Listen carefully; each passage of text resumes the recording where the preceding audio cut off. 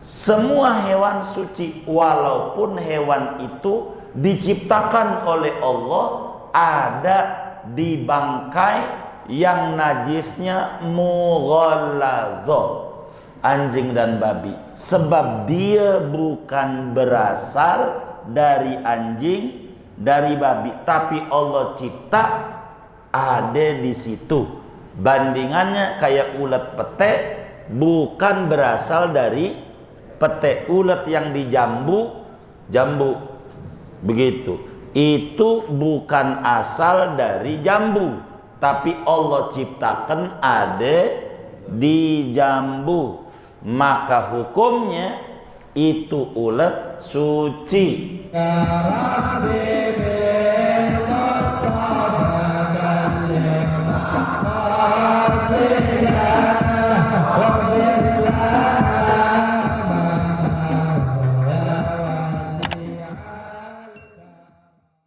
Bismillahirrahmanirrahim.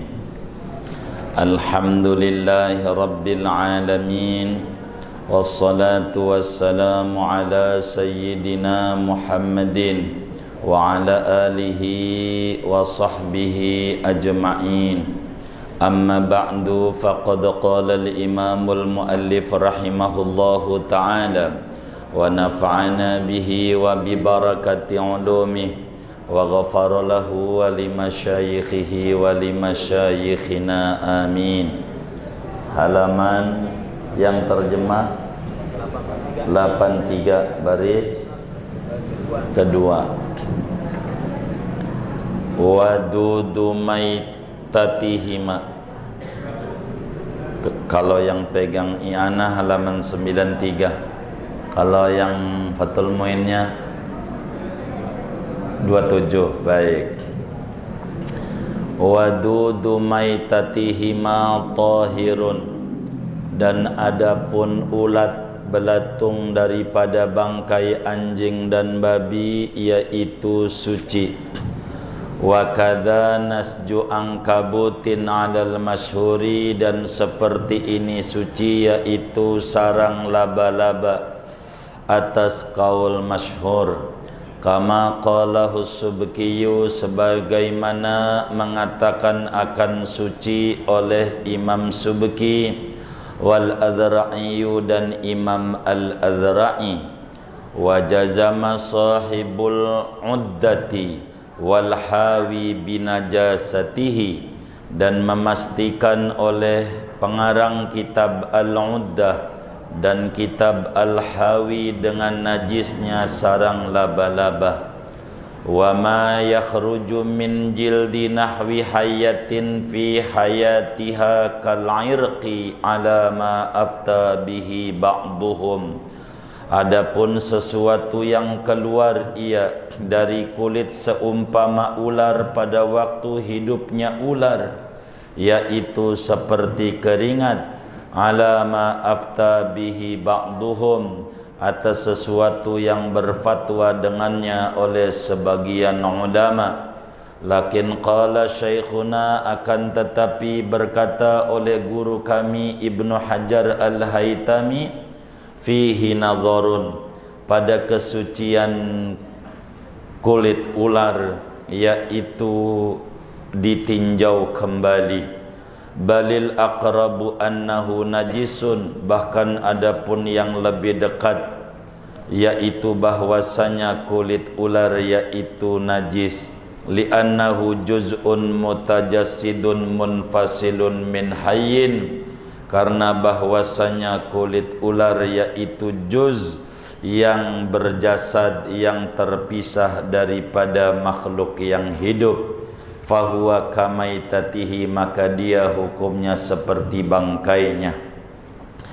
Wa qala aidan, dan berkata guru kami Ibnu Hajar Al-Haytami pula, lau naza kalbun aw khinzirun ala adamiyatin, jikalau meniduri bahasanya, bersetubuh oleh anjing atau babi atas perempuan, manusia perempuan, Fawaladat adamian, maka melahirkan si perempuan itu akan manusia. Kanal waladu najisan, maka ada oleh anaknya yaitu najis. Wa ma'adzalika huwa mukallafun bis-salati wa ghairiha, dan serta yang demikian itu najis, dia si manusia yang dari anjing ini yaitu diperintahkan untuk solat dan selainnya. Wa zahirun annahu yu'fa amma yudtarru ila mulamasatihi, dan zahir bahwasanya yaitu dimaafkan dari apa-apa yang dihajati, dibutuhi kepada menyentuhnya. Wa annahu tajuzu imamatuhu, dan bahwasanya boleh menjadi imamnya si manusia yang dari anjing ini. Idla i'adata alaihi, karena tidak ada i'adah yaitu wajib atasnya. Wa dukhuluhul masjidah, dan boleh oleh masuknya dia ke masjid. Haitsu la rutubata, sekira-kira tidak ada basah, lil jamaati untuk solat berjamaah, wa nahwiha, dan seumpamanya berjamaah. Wallahu a'lam bishawab. Saudara-saudara sekalian yang mulia, malam hari ini kajian kita masih berbicara tentang benda-benda najis. Di antaranya kemarin dibedah yang namanya najis, di antara unsurnya adalah anjing, babi, dan anak-anak anjing dan babi. Belasteran anjing laki kawin ama babi perempuan, anaknya najis. Begitu sebaliknya, begitu juga dengan hewan yang lain. Kemudian yang menjadi pertanyaan pada kita bersama, apa hukum belatung yang ada di anjing bangkainya atau ada di bangkai babi, belatungnya tuh, ulatnya. Bila kemudian kita fahami bahwa anjing adalah najis, babi juga najis, turunannya juga najis, maka permasalahannya belatung yang ada di anjing dan yang ada di bangkai babi, apakah hukumnya itu najis atau tidak begitu? Maka kata kiai kita, wadudu maitatihima tahirun, belatung yang ada pada bangkai anjing, anjing mati di kali atau di ini, babi, lalu ada belatungnya, maka belatungnya itu hukumnya suci. Belatungnya tuh, tapi bukan untuk dikonsumsi, hukumnya suci. Bila masuk pada air tidak mengapa, bila masuk kita nyentuh dia tidak mengapa, kaitan dengan sholat. Pertanyaannya, kenapa tuh belatungnya suci? Sebab itu belatung bukan dari anjing, dari babi, tapi adanya pada anjing dan babi, sehingga berbeda hukum antara turunan dan yang ada di situ. Kalau turunannya dari anjing dan babi, tapi ini belatung, apakah berasal dari anjing? Jawaban ulama tidak, dia bukan. Oleh karena itu, karena bukan dari situ, cuman ada di situ. Perbandingannya kayak ulet di pete. Apakah ulet di pete itu asalnya dari pete? Kagak. Allah ciptakan ada di pete. Sama, ini belatung Allah ciptakan ada pada bangkai anjing, ada pada bangkai babi, sehingga karena dia ada bukan berasal dari situ, maka hukumnya berbeda. Kita nggak usah pakai Fathul Muin yang terlalu besar, yang kecil aja dah. Kitab Fathul Qorib atau matan takribnya bilang wal hayawanu kulluhu tahirun. Makhluk hidup semuanya suci selain anjing dan babi. Maka ini belatung, ulat ini makhluk hidup selain anjing dan babi, karena bukan berasal, cuman ada di situ. Maka kata Imamul Bajuri Rektor Al-Azhar dalam mensyarahi Fathul Qorib dengan Hasyiah Al-Bajurinya mengatakan semua hewan suci, walaupun hewan itu diciptakan oleh Allah ada di bangkai yang najisnya mughalladhah, anjing dan babi, sebab dia bukan berasal dari anjing, dari babi, tapi Allah cipta ada di situ. Bandingannya kayak ulat pete bukan berasal dari pete, ulat yang di jambu begitu, itu bukan asal dari jambu, tapi Allah ciptakan ada di jambu. Maka hukumnya itu ulat suci yang ada di bangkai itu. Kenapa suci? Karena dia bukan mutawallid min mughalladhin, karena dia bukan berasal dari binatang yang najisnya mughalladhah, dari anjing dan dari babi, tapi Allah cipta ada di situ, sehingga hukumnya berbeda dengan anjing, berbeda dengan babi. Bila ditanya orang, bila anjing dan babi itu najis, bangkainya juga najis, apakah belatung yang ada di bangkai anjing dan babi najis? Kita harus jawab tidak najis. Kata Fathul Muin, wadudu maitatihima tahirun. Ulat, belatung yang ada di bangkai, bukan yang berasal, yang ada di bangkai anjing dan bangkai babi sebab Allah ciptakan ada di situ, sehingga bila ada air terkena belatung ini, air itu tetap suci. Buat pakai wudhu boleh, karena tujuan kajian kita adalah syarat-syarat sholat, yaitu kudu suci dari najis, baik pakaian, badan maupun tempat sholat. Lalu pertanyaannya, bagaimana hukum sarang laba-laba? Tahu laba-laba enggak? Dalam Al-Quran ada surat namanya Al-Ankabut, laba-laba. Laba-laba tuh bikin sarang. Sesudah bikin sarang, lalu dia ngumpet di pojokan. Ada capung datang, baru diparanin. Kita jangan kayak laba-laba begitu, bikin begini, ngumpet di pojokan. Jangan kayak, jangan catat. Ini sarang laba-laba ini suci apa najis?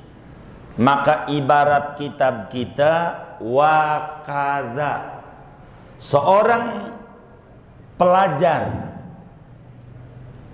hukum Islam di dalam madhab Syafi'i, dia harus memahami cara ulama membuat susunan kalimat. Bila ada kalimat itu wakadha di dalam fikih Syafi'i, maka kalimat wakadha itu ada dua pengertian. Yang pertama, lil khilaf fi hukmihi. Bila ada tulisan wakadha, itu karena ada perbedaan pendapat ulama tentang hukumnya, boleh atau tidak, suci atau tidak suci. Artinya redaksi wakadha wa ibaratu wa kadza fi kutubi Syafi'iyah tadullu ala anna fi hukmihi khilafun bainal ulama.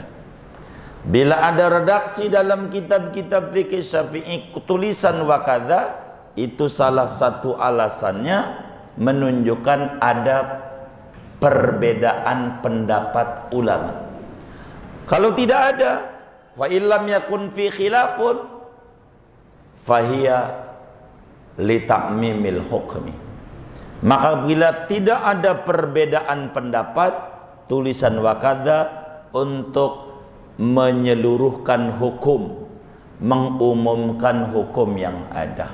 Pertanyaannya, wa kadza di sini tentang apa? Di sini tentang perbedaan pendapat ulama tentang sarang laba-laba. Sarang laba-laba ini suci apa najis? Begitu. Artinya kalau najis, kalau kita habis nyentuh sarang laba-laba di pojokan masjid, kudu dicuci. Najis, kan begitu. Kita sholat, nggak sah sholat kita, ada najisnya. Kalau suci nggak perlu dicuci sebab dia suci. Maka hukumnya apa? Ada dua hukum nih saudara. Yang pertama, kita yang haram dulu, yang najis dulu. Kata pengarang kitab Al-Uddah dan pengarang kitab Al-Hawi. Siapa yang mengarang kitab Al-Uddah? Karena bagi pelajar mazhab Syafi'i udah paham, jadi enggak perlu disebut. Ibarat orang Indonesia, bapak proklamator, enggak perlu disebut. Udah paham, Soekarno tuh kayak begitu. Siapa pengarang kitab Al-Uddah itu? Pengarang kitab Al-Uddah adalah Imam At-Tabari, yakni Imam Husain bin Ali bin Husain At-Tabari. Satu kitab fikih besar di dalam madhab Imam Syafi'i, namanya Al-Uddah fi fiqh Syafi'i. Beliau ini meninggal tahun 498 Hijriah. Murid daripada Imam Abu Ishaq Asy-Syirazi yang mengarang kitab Al-Muhadzab, kitab matan Syafi'i 2 jilid segede Quran. Ini muridnya namanya adalah Imam Tabari, Husain bin Ali bin Husain At-Tabari. Kata beliau, yang namanya sarang laba-laba hukumnya najis. Hukumnya najis. Kenapa najis? Kata beliau alasannya karena sarang laba-laba satu, keluar dari ilernya laba-laba, muntah-muntahan laba-laba. Karena dari muntah-muntahan laba-laba, yang namanya muntah-muntahan udah kelewat, hukumnya najis. Dua, alasan beliau karena laba-laba itu selalu makannya bangkai laler. Karena makannya laler ini laba-laba, bangkai laler artinya najis, maka mulut laba-laba najis, sehingga sarang laba-laba juga najis. Begitu kata Imam At-Tabari. Begitu juga pengarang kitab Al-Hawi, Al-Hawi Al-Kabir, kurang lebih ada 22 jilid segede Quran tuh, karya Imam Al-Mawardi yang wafat tahun 450 Hijriah, di mana di tahun itu Imam Ghazali baru berojol, baru lahir. Lahirnya Imam Ghazali 450 Hijriah, wafat tahun 505 Hijriah. Imam Ghazali. Imam Mawardi wafat, Imam Ghazali baru lahir. Kata Imam Al-Mawardi yang wafat tahun 450 Hijriah, najis sarang laba-laba sebab dia keluar dari muntah-muntahan laba-laba. Yang namanya muntah-muntahan najis. Kedua, sama alasannya, karena laba-laba itu yang dimakan adalah bangkai lalat sehingga mulutnya najis, sehingga sarang laba-laba najis, kata beliau. Namun kata Fathul Mu'in, wa kadza nasju angkabutin alal masyhur, hukumnya suci sarang laba-laba. Tuh. Kata Fathul Mu'in mengutip kalam gurunya Ibnu Hajar Al-Haytami bahwa sarang laba-laba itu suci. Di dalam kitab Tuhfatul Muhtaj syarah minhajnya Ibnu Hajar Al-Haytami bilang sarang laba-laba suci. Begitu juga dijelaskan oleh ulama terdahulu namanya Imam Subki. Imam Subki bilang, kata Imam Subki, yang namanya laba-laba itu suci sarangnya. Imam Subki itu namanya Ali bin Abdul Kafi As-Subki, meninggal tahun 756 Hijriah. Mengarang kitab namanya Al-Ibtihaj Syarah Minhajut Talibin. Imam Subki. Muridnya Imam Subki namanya Imam Al-Adhra'i.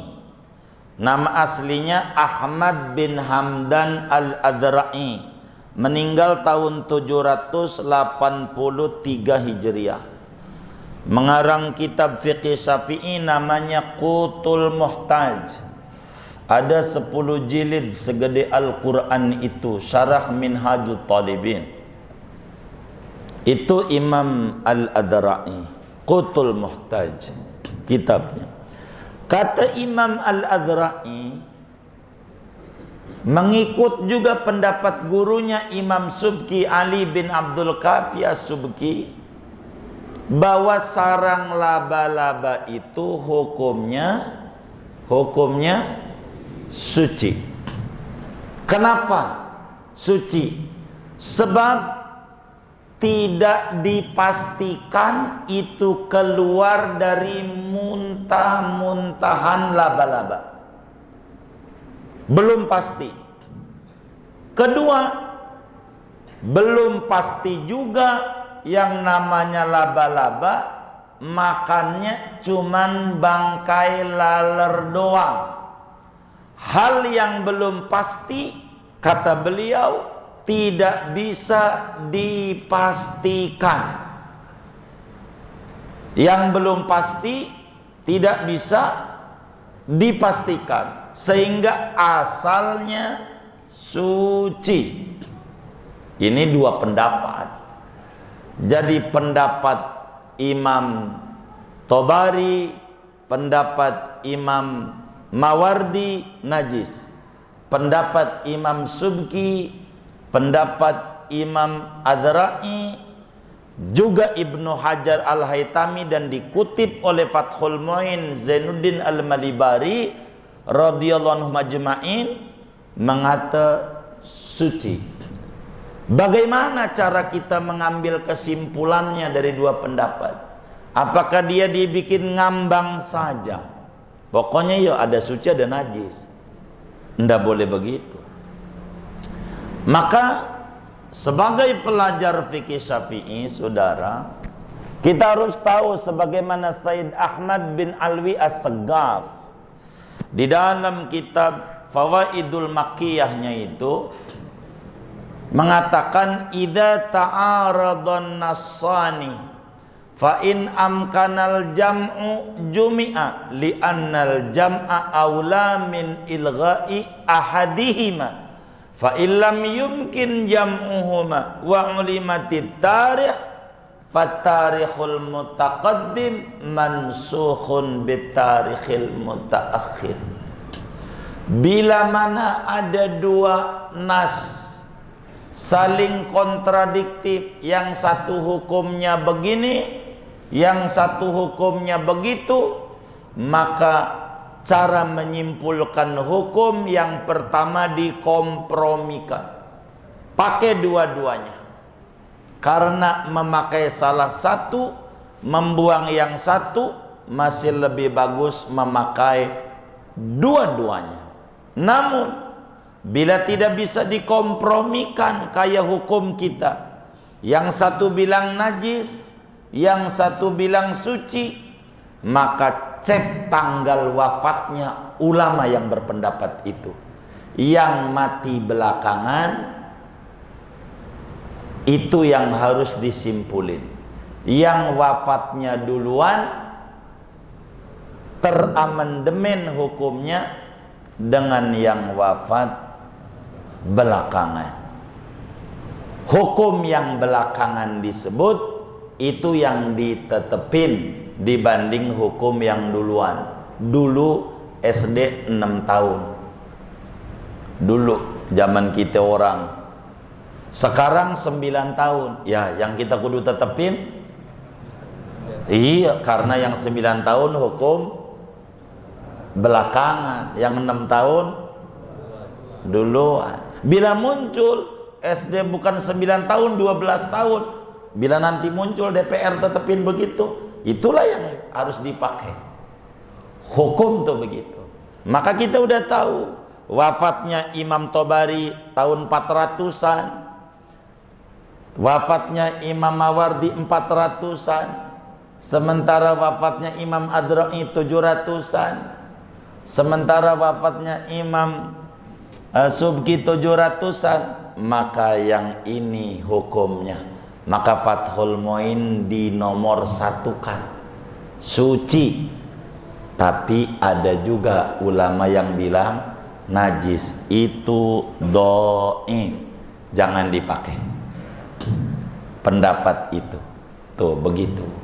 Jadi kalau saudara terkena dengan sarang laba-laba, sholat saja dipertanggungjawabkan. Laba-laba ini dulu di zaman Rasulullah sallallahu alaihi wasallam tanggal 28 bulan Safar, setahun sebelum hijrah ke Madinah, itu laba-laba nolongin Nabi. Nah, Nabi keluar dari rumah malam Jumat tanggal 28 Safar, pergi ke arah selatan, ngumpet di Gua Sur malam Jumat. Itu ada laba-laba di sarangnya. Orang Arab itu penciumannya luar biasa cakep. Orang Arab. Makanya orang Arab menjadi standar enak dan tidaknya makanan. Itu begitu. Bumbunya paling kental orang Arab. Begitu. Kalau udah buat bumbu, udah keluar kemana-mana. Maka karena indera penciumannya tajam, ini kaki aja tuh, kaki bekas Nabi lewat ama Sayyidina Abu Bakar, padahal sudah ditutup oleh kambing namanya Abdullah, anaknya Abu Bakar. Udah dikasih, jadi Nabi lewat ke atas gunung, langsung malam-malam ngangon kambing. Maksudnya biar ngilangin jejak di pasir, jejak kaki Nabi. Kan hebat strateginya itu Nabi. Pakai begitu. Masih keendus. Ini bekas lewat Muhammad, coba. Itu padahal udah diacak-acak sama kambing, masih juga tahu itu. Saking tajamnya orang Arab. Begitu. Paranin ke atas. Padahal udah diacak-acak bekas kakinya itu. Pasir tuh. Lewatnya kan udah nggak kelihatan, jejaknya tahu, jejaknya. Begitu jejaknya. Kalau orang kita enggak, sama anjingnya tuh aparat masih cakepan anjingnya, menciumnya. Beneran. Dia kagak itu dia deh. Cakepan dia. Orang Arab itu begitu, Saudara. Akhirnya naik ke atas Gua Sur. Cuman dia bingung sama sarang laba-laba. Lah tipis kayak begitu. Sarang laba-laba. Ini ada di dalam. Kalau mukanya begini nih, kelihatan. Kalau mukanya, kata orang Batak ngimplo namanya ya. Apa? Jongok. Nah, begitu dah tuh. Itu kelihatan. Cuman dia bilang, ini bagaimana? Kagak mungkin lah dia masuk. Lah sarang laba-laba tipis begini. Kalau dia masuk, lah robek. Mana di atasnya ada burung merpati lagi. Begitu di atasnya lagi ngerem. Lah kalau lewat kan kabur. Ini ngerem. Begitu. Nggak mungkin, turun aja, selamat. Maka dikata oleh Imam Busiri dalam burdahnya, wiqayatullahi agnat ammudha'afatin minad duru'i wa an'alin minal utumi. Kalau Allah sudah jaga, nggak perlu senjata-senjata macem-macem. Allah udah jaga, udah cukup. Bismillahilladzi la yadurru ma'asmihi. Udah senjata, cukup. Wiqayatullah. Begitu. Maka kata Imam Busiri di awalnya, dhannul hamama wa dhannul ankabu ta'ala khairil bariyati lam tansud wa lam tahumi. Dalam burdahnya, mereka orang kafir menyangka burung merpati, tidak menyangka laba-laba. Dia membuat sarang di situ. Kalau buat sarang dia kabur. Burung merpati lagi ngerem, laba-laba robek mesti. Enggak. Emang Allah jaga. Dia turun. Padahal kalau dia ngintip, ada. Begitu. Wong kecil Gua Sur tuh. Udah pernah naik belum? Hah? Belum. Iya, emang sama pembimbingnya. Tuh, ente mau naik, naik aja, saya tunggu di hotel. Begitu. Saking ogah tuh pembimbingnya. Gitu. Kayak Rasid naik, malas juga naik ke atasnya. Begitu. Itu begitu. Kan tinggi. Naik aja. Terus saya tunggu di hotel aja dah. Begitu. Itu begitu. Emang begitu tuh. Itu begitu. Naik itu biar kita tahu Gua Sur tuh kayak apa kecilnya. Tapi kita nggak ceritain sejarah itu. Kita nyeritain itu sarang laba-laba suci apa najis. Tuh masih mendingan mikirin begitu ada ganjarannya daripada saudara mikirin yang di WWA Covid ningkat lagi nih. Mendingan mikirin begini nih, dapat ganjaran beneran, dapat ganjaran suci apa najis. Yang kayak begitu dipikirin lah. Kalau ada yang nanya begitu, ada di Fathul Muin. Wa kadza nasjul ankabut alal masyhur. Itu hukumnya suci, yang muqtamad, yang dhaif najis. Terus wa ma yakhruju min jildi nahwi hayatin fi hayatiha kal irqi ala ma afta bi ba'dhuhu. Lalu bagaimana hukum kulit ular? Apa namanya bahasa Betawinya? Kulit ular? Sisik. Hah? Apa namanya? Nyelungsungi namanya. Hah? Ganti kulit? Apa ganti kulitnya tuh? Kan ular suka ganti kulit. Hah? Apa namanya? Ngelungsungi. Iya baik, ngelungsungi. Begitu. Tanya dia pulang sama baba manyaknya. Apa itu? ganti kulit ular. Tuh kulit ular yang sudah keluar tuh, kulitnya kan suka ada kulit ular kayak ular mati gitu, kayak ular mati tuh. Nah ini nih suci apa najis? Kalau keinjak kita, kalau najis sholat enggak sah, kalau suci sah. Kalau kita pegang begitu, begitu. Ngapa sih Fathul Muin ngomongin kulit ular segala macem? Diomongin begini, saudara, Islam itu rahmatan, bukan buat orang Karang Tengah doang, orang Ciledug doang kitab ini. Untuk Muslim sedunia. Kan bisa aja saudara kegusur, hanya tinggal di tengah gunung, ketemu begini, bisa nggak? Nah inilah hukumnya. Jadi kalau sekarang kita nggak pakai, tapi hukumnya kita kudu tahu satu saat begitu. Atau akhirnya punya bini orang gunung, ya kan? Tinggal di tengah gunung, kan bisa aja. Hukum harus tahu, kan takdir Allah kita nggak paham, bener nggak? Begitu. Tahu-tahu di atas gunung karang, ya kan? Begitu. Ketemu yang kayak begini. Bagaimana tuh hukum ular tuh kulitnya nyelungsung itu? Maka hukumnya ada dua lagi nih.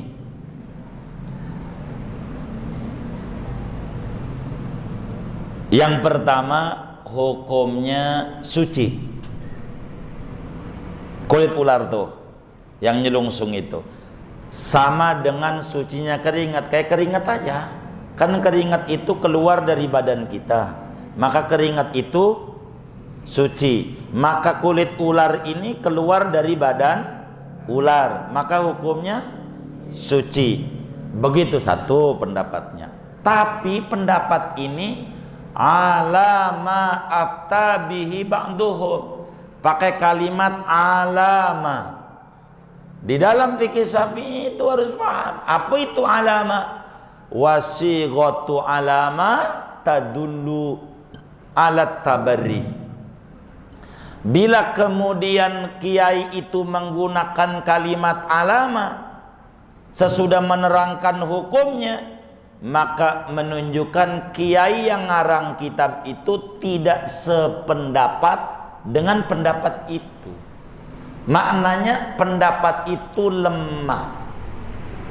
Alamatus sighatut tabarri ala du'fil hukmi, menunjukkan hukum yang disebutkan lemah. Jadi kata kiai kita Syekh Zainuddin bahwa kulit ular ini yang nyelungsungi ini hukumnya suci konon, kata sebagian ulama. Konon, saya mau enggak sependapat, konon, namanya konon, enggak jelas, bisik-bisik tetangga, iya. Ini enggak bisa dipercaya. Makanya kalimat lanjutannya lakin, kalimat hukum yang dijadikan fatwa sesudah lakin. Kata guru kami Ibnu Hajar Al-Haytami, najis. Itu kulit ular najis. Ini yang muktamad dan ini yang harus difatwakan. Najis. Kenapa najis? Sebab dia juz daripada badan yang terpisah dari yang hidup. Itu hukumnya sama kayak bangkai.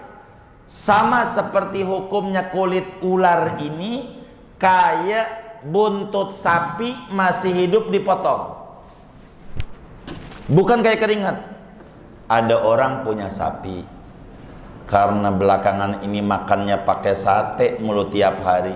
Ditanya lagi kayak santri, anak saya di pondok makannya apa nak? Sate ya, sate. Kita intip sayur tempe, iya sate.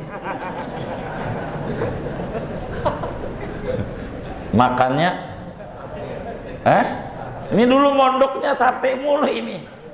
Tempe lagi, enggak apa-apa, protein nabati.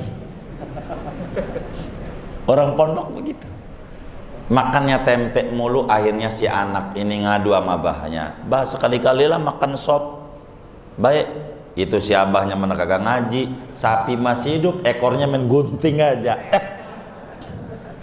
Ini buntut sapi yang sapinya nggak disembelih, ini najis karena sapinya nggak disembelih. Pisah waktu masih hidup, najis. Ini sama kulit ular nih, sama masih hidup pisah, sama juga najis. Tuh ada yang Ramadan kemarin kayak begini nih.